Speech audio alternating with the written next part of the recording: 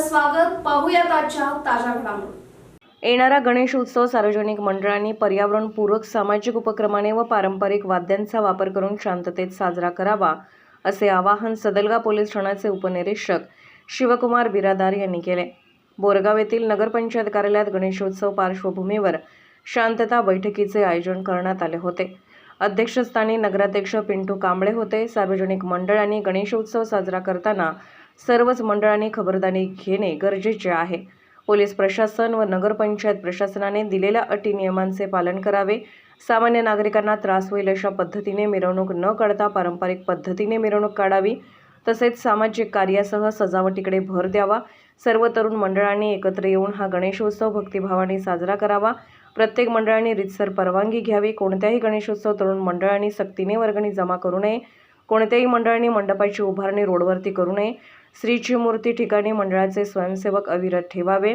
समाज प्रबोधनात्मक कार्यक्रमाचे आयोजन करून सामाजिक बंधुतेचा संदेश द्यावा, जेणेकरून अन्य तरुण मंडळी त्याचे अनुकरण करतील असे बिरादार शेवटी यांनी सांगितले.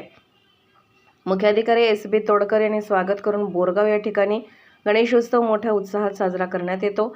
या ठिकाणी कोणतीच वादविवाद किंवा दंगल होत नाही. पोलिसांनी सहकार्य केल्याने प्रत्येक वर्षी अत्यंत शांततेने या ठिकाणी गणेशोत्सव साजरा करण्यात येतो असे सांगितले.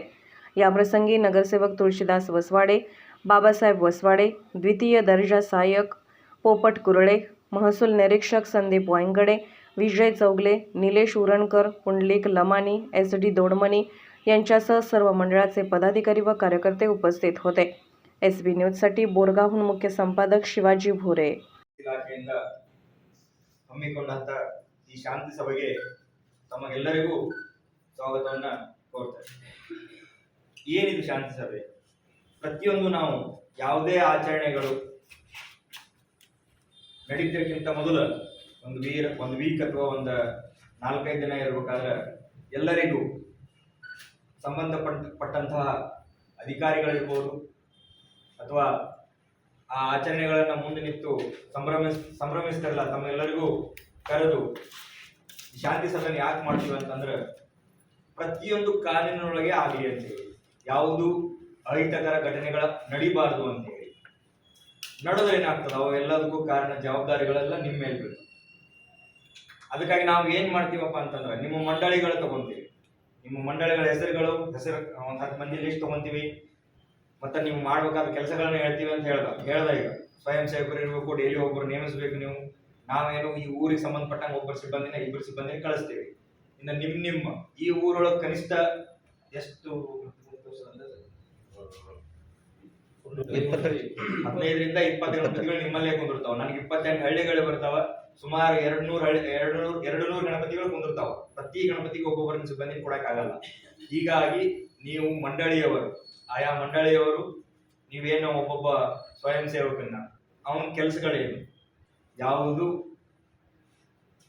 ಈಗ ಮಾಡ್ತಾ ಇರೋದೇ ದೇವರ ಆಚರಣೆ ಹೌದಲ್ಲ, ಮೂರ್ತಿ ಆಚರಣೆ. ಆ ಮೂರ್ತಿಗೆ ಯಾವುದು ಏನು ಘಟನೆ ಆಗ್ಲಾರ್ದಂಗೆ ನೋಡ್ಕೊಳ್ಳೋದು. ಈಗ ಫಾರ್ ಎಕ್ಸಾಂಪಲ್ 1ರಿಂದ ಸ್ಟಾರ್ಟ್ ಆಗ್ತದೆ. ಏನಪ್ಪಾ ಅಂದ್ರೆ ನೀವು ಸ್ಟೇಜ್ ಹಾಕೋದ್ರೆ ಹಿಡಿದು ಎಲ್ಲಾನು ದುರಸ್ತಿಯಿಂದಾನೇ ಹಾಕ್ಬೇಕು. ಏನೋ ಅವಸರಲೆ ಯಾವನೋ ಒಬ್ಬ ಕುಡಿದು ಅರ್ಧಂಬರ್ಧ ಕೆಲಸ ಮಾಡೋನ್ ಹಚ್ಚಿ ಈಗ ಟೆಂಪ್ರವರಿ ಟೆಂಟ್ ಹಾಕಿ ಅದ್ರೊಳಗೆ ಅವಸರಲೆ ಸ್ಥಾಪನೆ ಮಾಡೋದೇನು ಅವಶ್ಯಕತೆ ಇಲ್ಲ. ಅದಕ್ಕೊಂದ್ 2 ಸಲ ವೆರಿಫೈ ಮಾಡ್ರಿ. TMC ಅವ್ರ ಪರ್ಮಿಷನ್ ತಗೋರಿ. ಕಡ್ಡಾಯವಾಗಿ ಪೊಲೀಸ್ ಇಲಾಖೆಯಿಂದ ಪರ್ಮಿಷನ್ ತಗೋಬೇಕು. ಯಾರ್ಯಾರು ಪರ್ಮಿಷನ್ ಬೇಕು ಅಂತಂದ್ರೆ ಇಲಾಖೆ ಸ್ಟೇಷನ್ ಬರ್ಬೇಕಾದ್ರೆ TMC ಅವ್ರದ್ದು ಮತ್ತ ಈ ಎಲೆಕ್ಟ್ರಿಕಲ್ KEB ಅವ್ರ ಪರ್ಮಿಷನ್ ಕಡ್ಡಾಯವಾಗಿ ಬೇಕು. ಯಾವೆಲ್ಲ ನಿಯಮಗಳ ಅನ್ವಯ ಆಗ್ತವೆ, ಅದು POP ಗಣಪತಿ ಇರ್ಬೋದು ಅಥವಾ ವಿಸರ್ಜನೆ ಸಮಯ ಇರ್ಬೋದು, ಇದ್ರ ಬಗ್ಗೆ ಈಗಾಗಲೇ ನಗರಸಭೆ ಪಟ್ಟಣ ಪಂಚಾಯತಿಂದ ತಮಗೆಲ್ಲ ಯುವಕ ಮಂಡಳಿಗಳಿಗೂ